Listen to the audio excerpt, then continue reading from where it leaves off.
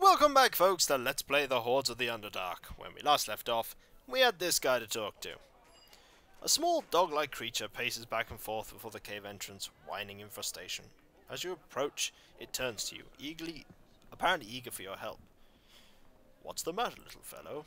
It's something about that cave. The creature stops whining and seems to focus its attention on you. To your surprise, an image begins to form above its head, illuminated by a dim blue light that seems to filter through from above. Eek! It's an elf girl, boss! Looking closer, you see a woman sheathed in ice and perfectly still. A look of utter despair marks her cold blue face, and only the merest breath escapes her frozen lips. The creature presumes it's whining. Who is she? The creature ignores your question, continuing to whine at the cavern's barricaded entrance.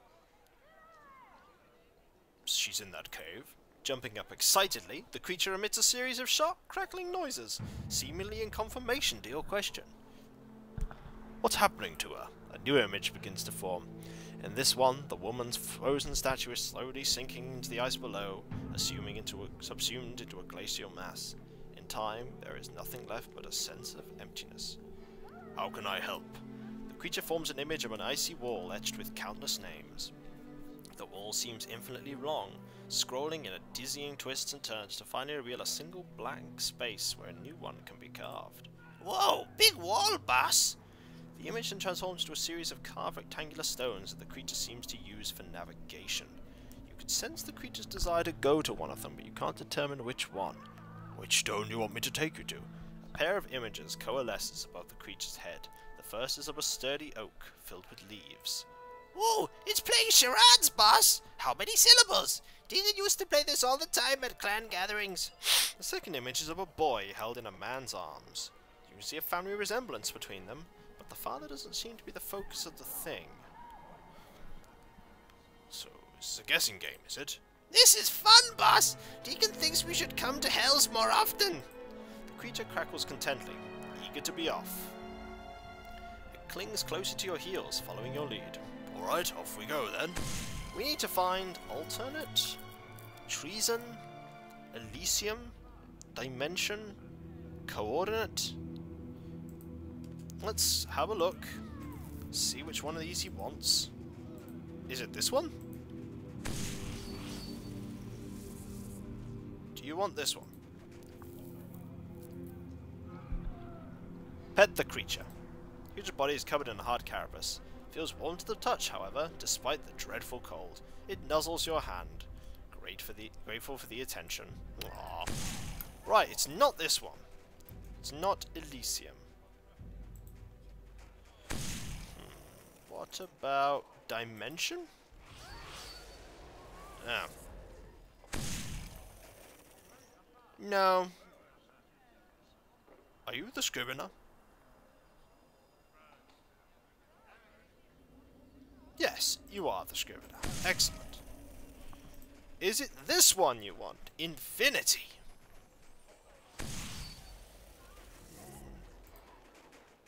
No.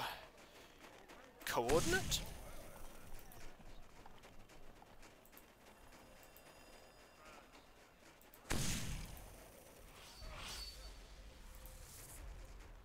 No.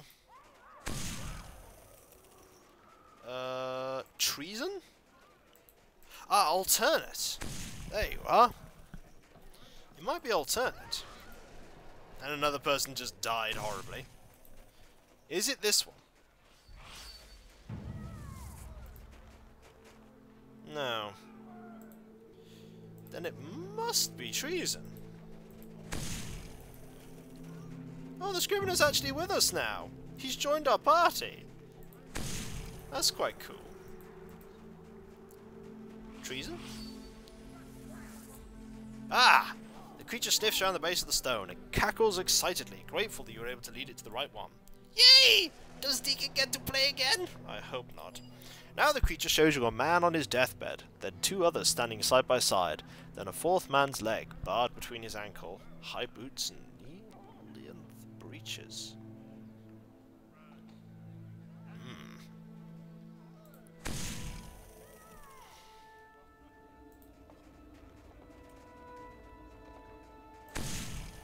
Well, it's not going to be alternate.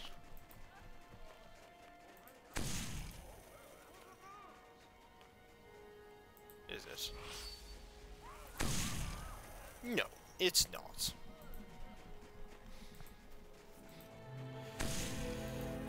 It's not. And it isn't that one, because you've already done that one. It could be this one? Is it? Yes! Yay! Does Deacon get to play again? Of course you do, because there'll be more of them. Now the creature shows you a series of 4 pictures. A traveller's resting house, a shark cutting through the water, close-up a wrinkling face, and steam rising from a cup and saucer?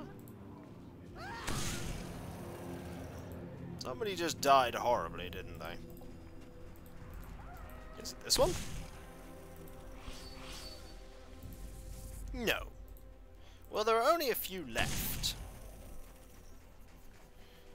Is Deacon pretty much not... Deacon's pretty much not taking any damage. I think Deacon's just regenning every time.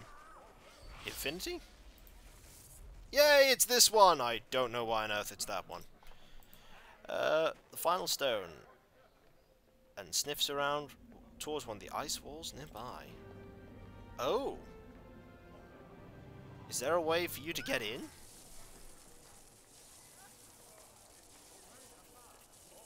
Okay, pew pew lasers. Ah, this is the way to get in. Nice. We've actually managed to get in. Thank you, little dude. You gonna stick around with us? Content with his handiwork, the scrivener steps aside as you peer into the pale blue while someone dies! There so recently etched you read the name Arabeth. Oh!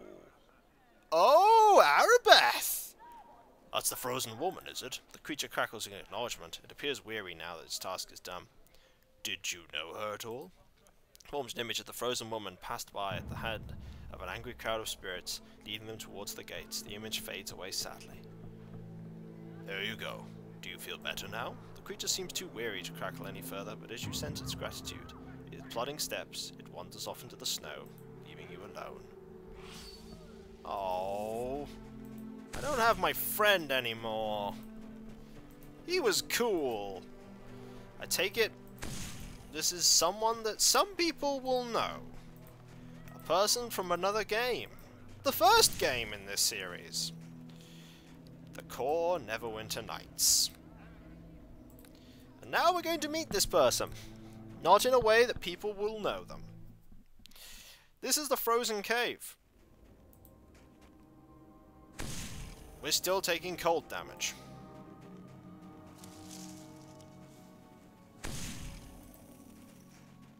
There's a campfire here. I imagine the campfire is something we're going to need to use. Ouch, all this cold damage. Hey, where we be now? There she is.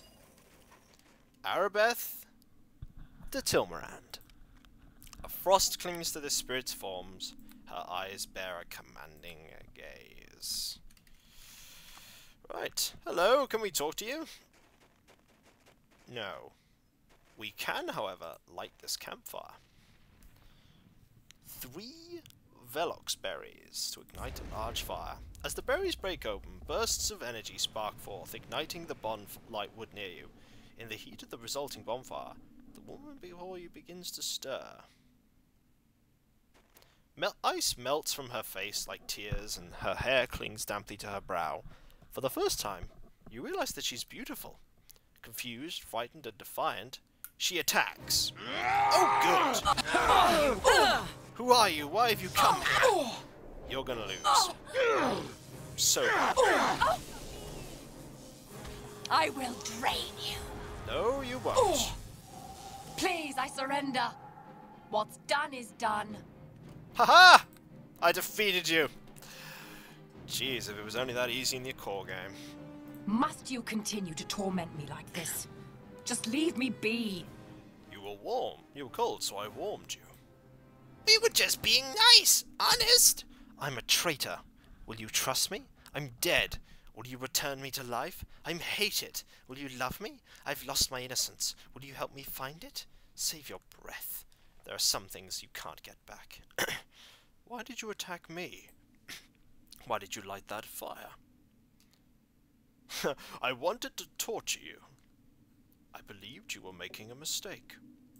Maybe so, but it was my mistake to make. I attacked you for your self-righteousness. I think I know you from somewhere. That's funny. I don't think I know myself anymore. I know my name, I know the facts and details, I know the story of my fall.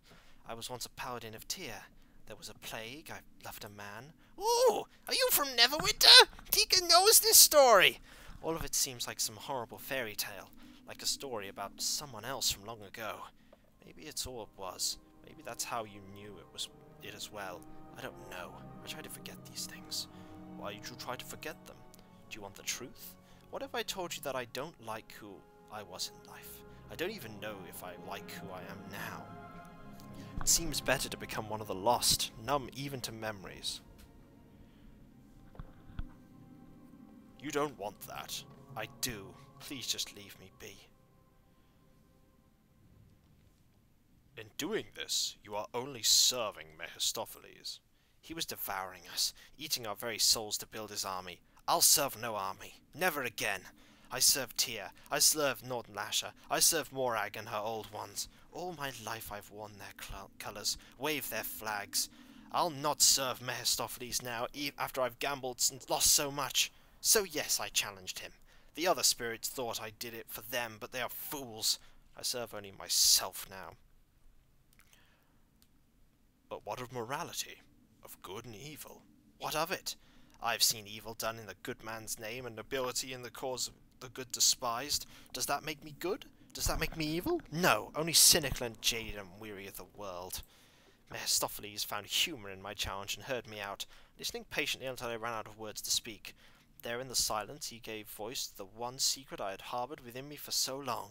Secret? Oh, hold on, boss! Where did I put my pen? Deacon, not now. Fenwick Moses, cleric of Tyr, hung as a traitor, the man I was about to marry, the man I've always said I loved. I never loved him. I never loved him, and somehow Mephistopheles knew the truth. Mephistopheles is just toying with your emotions. Then why do I know his words are true? I never loved him. I wished I had. You were to marry. How could you not love him? He was a well-intentioned fool, but a fool nonetheless. But he was young and a priest of the church I served. To marry him was to marry the church. It seemed too perfect to be wrong. Why is whether or not you loved him so important? Don't you see? When they hung him, I abandoned my church, my faith, my God. I led an army of evil against Neverwinter, my own city. I wrought destruction on the world and damned my soul to the hells. She has the spark of the drow about her, doesn't she, Barry? And have not done that out of love, out of grief, out of righteous anger? My entire life has been a lie. A paladin of vanity, a blackguard of denial. They have equal poisons coursing through my veins. Tyr chose you as a paladin. Do you doubt his wisdom? Yes, I do. I doubt everything, even myself. Gods can make mistakes. And as can devils, as can ghosts, as can mortals. How can Tyr still want me after all I've done? Let Tyr decide if he will take you. Let Tyr decide. You present an argument I can't refute, Firestarter. Perhaps my faith has been refined by your fire and strengthened by his ice. Very well. I will do as you say. Something big's gonna happen, boss. Deacon can feel it. On this blade, on my names, both true and given, and on all the good and evil I've done in my life, I commit all the days that remain to me, for better or worse, to Tyr to do his justice. Let it be so. And she's probably gonna get blessed. Yeah, turns out he didn't abandon you after all. Haha.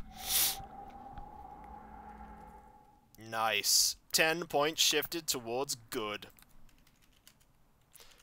I think I did a good thing there. When we come back, folks, we'll talk to Arabeth de Tilmarand again. And her icon has changed to her more. There is a righteous vigour to Arabeth's ghostly form, and her former reticence seems barely a memory. I'll catch you later, folks. See you then. Later.